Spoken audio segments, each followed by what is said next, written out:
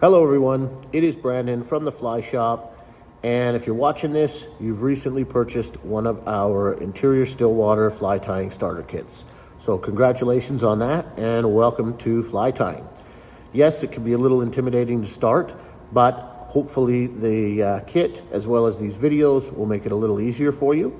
So in this series, you're going to have 6 videos covering half of the bugs you're able to tie with the kit.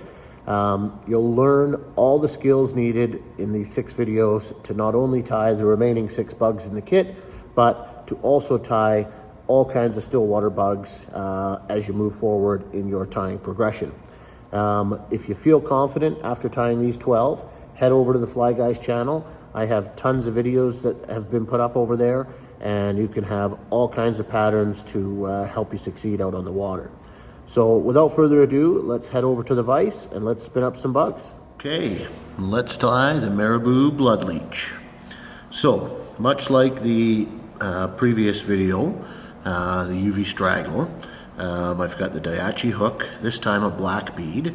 And I'm not sure if I mentioned in the last video, but when you're doing leeches, it's best to have the small hole of the bead towards the hook eye. Leaves you a little more room back here to kind of tuck things in when you're finished. With chironomids, you'll see later we do it the opposite way, but to get started, keep your bead with the small hole forward, and then we're just going to throw in our jam knot.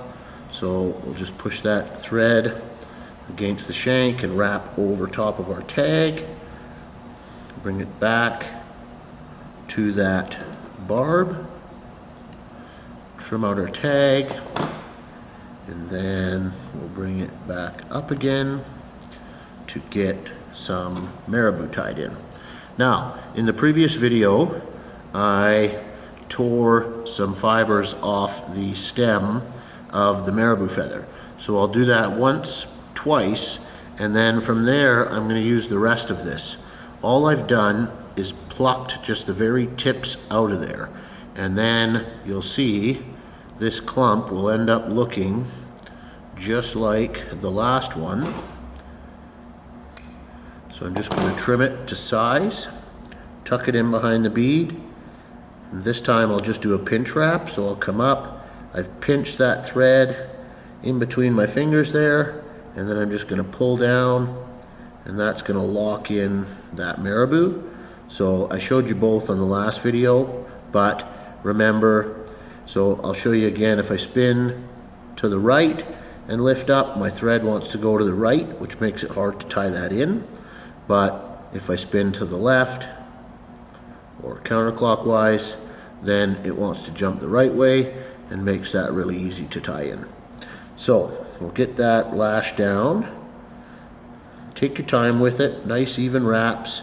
Keeping your body smooth makes wrapping everything else up later that much easier. And then I'm just throwing a couple wraps underneath to prop up that tail. And then I can come back here and I'll just pinch that tail to length. And same thing, I've done about a body length for my tail, just like the last one, trying to keep everything consistent.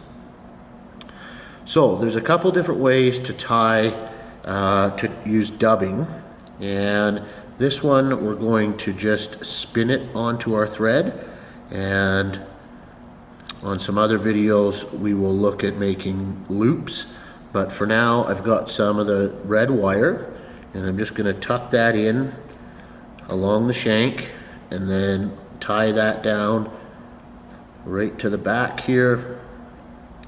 And we're going to use this to rib the fly a little bit later, so we'll just leave that off to the side. From there I'm going to grab my semi-seal. So this is the blood leech semi-seal. Now when you're doing this, it can be a little frustrating, but less is more. So just grab a little bit at a time, and when I'm spinning this on, I'm not going back and forth. I'm just spinning one direction and letting go, and one direction and letting go.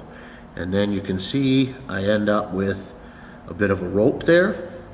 And then now I can do is start to build up my leech body just like so.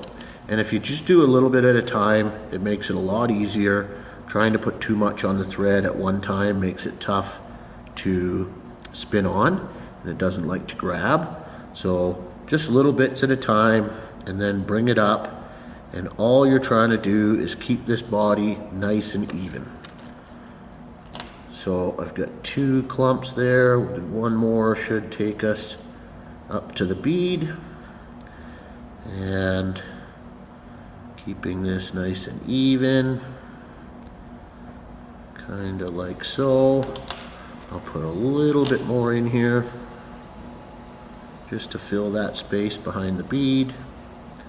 And that looks pretty good right there.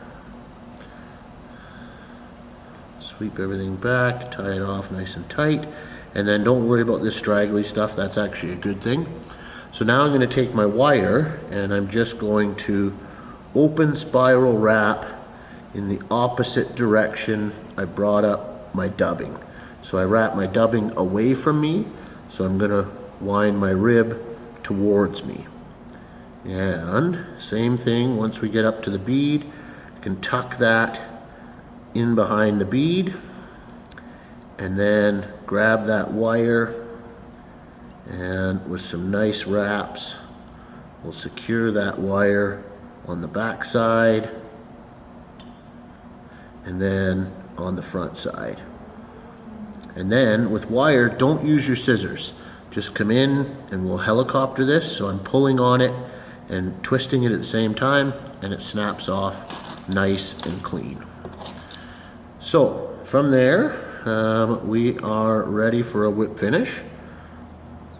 So I'll come in, and I don't know if I mentioned on the Fly Guys channel, we do have a couple videos regarding whip finishing.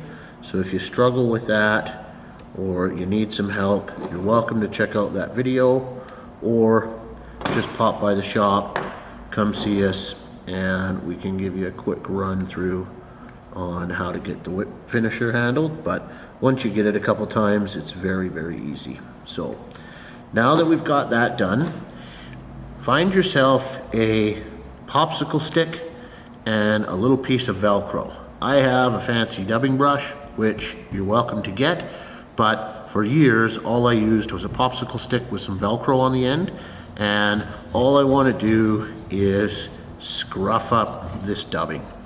So I'm just going to get in here and really go to town scruffing this up. This dubbing is going to move and swim in the water, and that is what the trout are attracted to. So I'm just raking it out and kind of brushing it backwards at the same time, and that's going to give it its action in the water. So sweep those fibers back, blend them in with the tail just like so, and you have a awesome little Marabou blood leech. So it's got the segmentation ribbing in there, that dubbing gonna swim all over the place, the awesome Marabou. So not much to it, but a little bit more than the previous fly. So again, if you have any questions, give me a call at the shop or come down and we can show you a thing or two, but hopefully that helps you tie the Marabou blood leech.